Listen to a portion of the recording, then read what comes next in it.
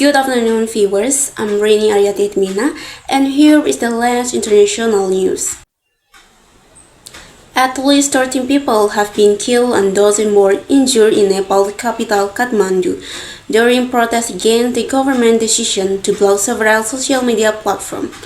Police fired tear gas and rubber bullets to disperse a crowd of young demonstrators, calling themselves Gen Z.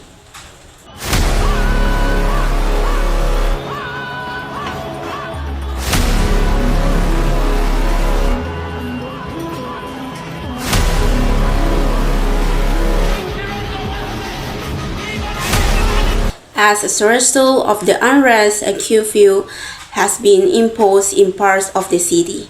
The platform effect includes Facebook, YouTube, and X. The government started the TS companies failed to comply with a deadline to register with the Ministry of Communication. BBC South Asia editor Ambrasan Iturajan reported that thousands of young people marched toward the parliament building to protest the government move.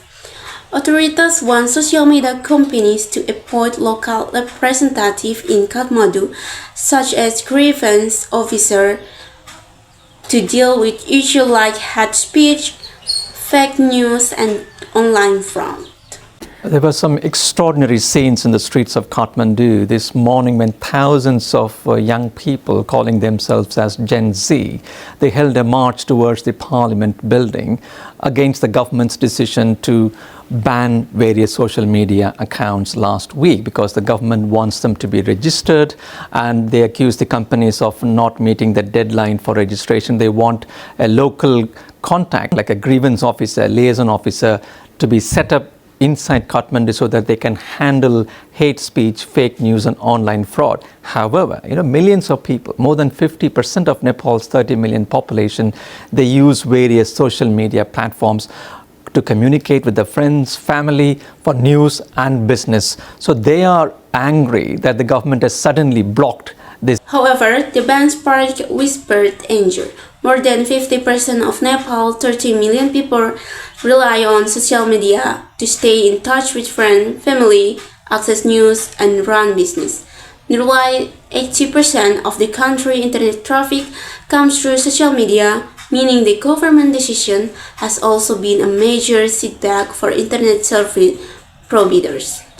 According to Ambarasan Etirajan, the protests go beyond the social media ban. Many demonstrate curing police reading and corruption, and enough is enough, reflecting border frustration with nepotism, corruption, mismanagement, and political instability. President in Kathmandu said the ban has only aided flew to long-standing grievance. The government has also been accused of using excessive force, with hospital reporting that some of injured remain in critical condition. Authorities fear the death toll could rise further. The government expert regret over the casualties announces an emergency meeting to discuss ways of easing tension.